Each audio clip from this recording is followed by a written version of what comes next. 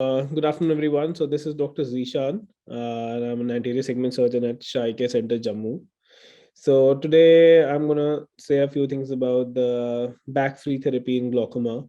So as we all know, preservatives they are important for maintaining the sterility of all the topical ophthalmic drops, but however they can be toxic to the ocular surface.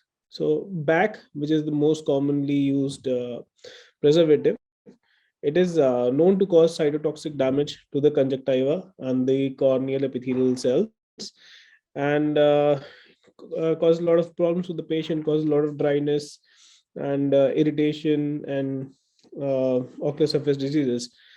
So the adverse effect, they are usually more common with long-term exposure, because chronic exposure, because all the glaucoma patients are already on these drops, and so it's very important that we provide them options. We provide them preservative-free drops, and so now what we usually do, there are a lot of strategies that are available to minimize or eliminate back exposure. So what other things we have done is we have tried. There are new things called preservative-free drops formulations, and also some sustained drug delivery platforms and other non-pharmacological therapies for other eye diseases.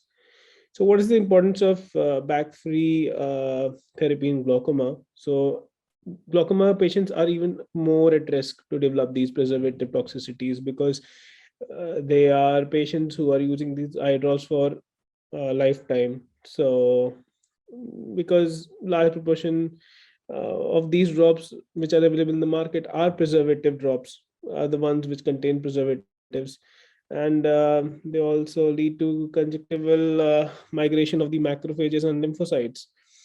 So a lot of research has been done to discover and develop lesser toxic preservatives than BAC. So ones we commonly use are the nowadays are either the drops are self-preserved, or they are like in other preservatives such as SOC, stabilized oxo, chlorocomplex, and even sodium perborate. So it would be as advisable to use these back-free solutions whenever possible, if we can. However, the cost factor is always there. These drops are like slightly expensive as compared to the other ones, the ones with back. And patients who are already suffering from dry eye disease and other ocular surface diseases, I generally avoid giving them these drops. Also, it improves the patient's lifestyle. Patient, because a lot of patients, anyways, are on these hypotensives, and they develop hyperemia. They have other side effects as well of these drops. So on top of that, if we give preservative drops, so those cause even much more damage to the corneal epithelium. So I'd rather prefer everyone not to give this. We should move more and more towards self these other preservative drops, back free drops, and that's my message to all of you. Thank you.